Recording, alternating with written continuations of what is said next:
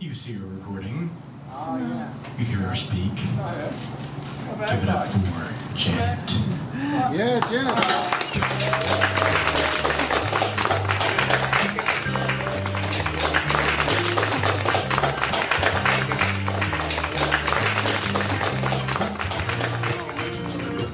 I picked this microphone because it's a little closer to you guys. Hi.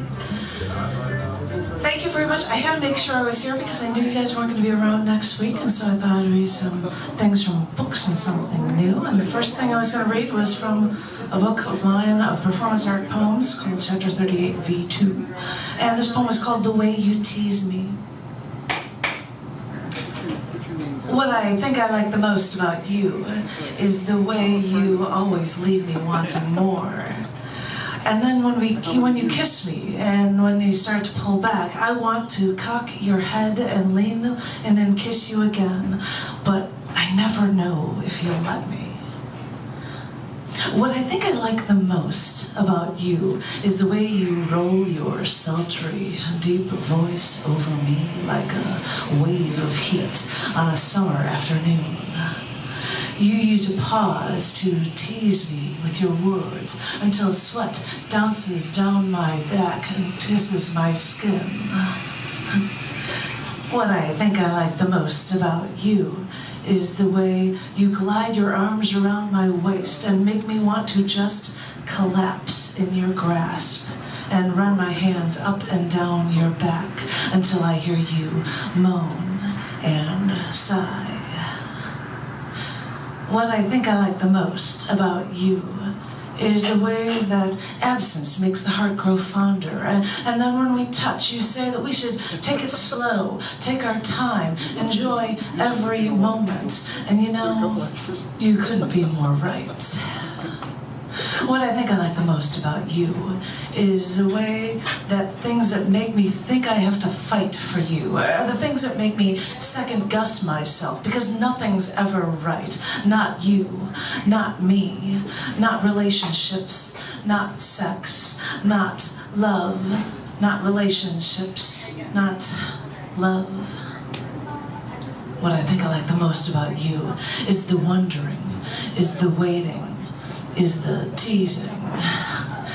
Yeah, that's what I like. The high-charged guessing game. The flirting. The first touch. The first everything. Thinking about the possibilities. Yeah, that's what I like. Thank you.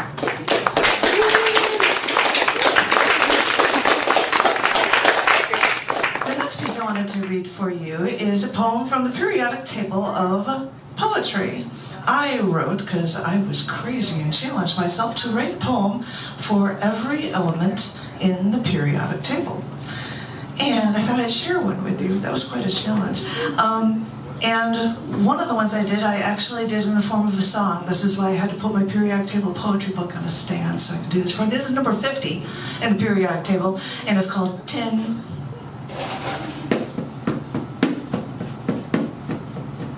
If I only had a brain. If I only had a brain, I'd get out from under this bent tin roof that covers me while I sleep at night. Tin metal sheets keep the rain away, but the wind, oh God, the wind. If I only had a brain. If I only had a brain, I wouldn't use my old tin cup and stand at the corner of 3rd and Lamar and ask for change. You see all the commuters cross that corner to catch their train. You see, I wait at the other side, 'cause the ones with the money have to walk right by. That's when I rattle my old tin cup, give them doe eyes and say, God bless. If I only had a brain. Well, if I only had a brain, I wouldn't be rattling my old tin cup to ask for tin change, I get myself up. If I only had a brain, I'd have a ton of money. I'd eat in fancy restaurants, I'd wear the plastic bib. If I only had a brain, I wouldn't be poor, drinking tin cans of Fanta, eating soup from a tin can, living on Tin Pan Alley. If I only had a brain, well, you might bend me, but I just won't break. 'Cause if I only had a brain, then I'd be great. Yeah.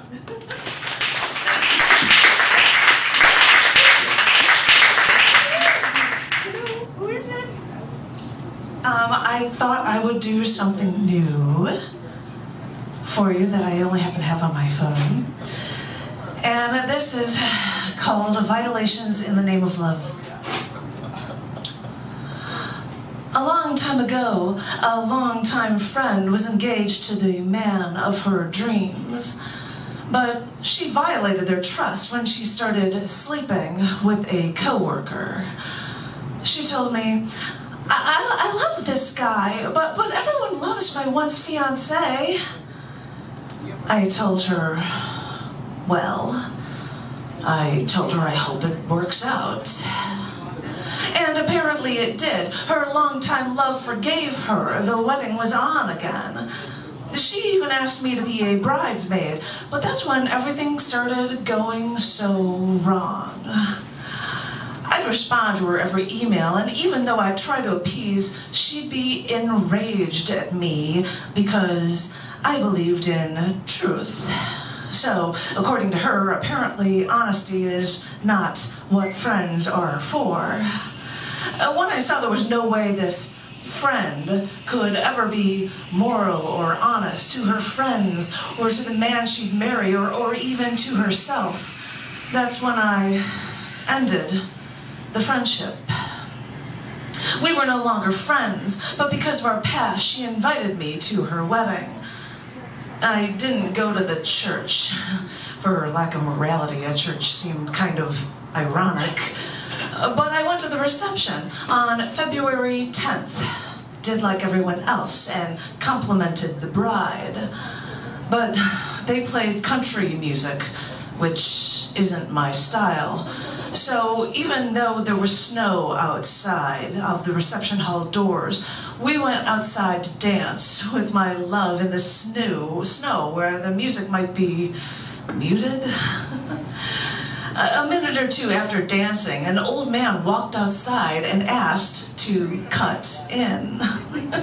My love smiled, and I was touched that a stranger saw us from the hall and joined in the snow for a dance. In the name of love, these two once lovebirds chose a wedding day close to Valentine's Day. But 3 different men bearing that name were all murdered centuries before that date meant love. And I suppose it makes me smile knowing that my parents were married on February 18th, right around Valentine's Day. But I should remember that the Valentine's Day before my dad was born was the Valentine's Day massacre with Al Capone in my hometown killing 7 guys from the other side. Because sometimes Valentine's Day isn't pretty, and even though my once friend married near this date, that was only another sign to me that her marriage would never last. Years later, I hear from another woman that remained her bridesmaid, and they said that she was divorced now. She should have known that violations in the name of love would never lead to happiness. Violations of that nature, no matter your implied intentions, will never set you free where true love is meant to be. Thank you.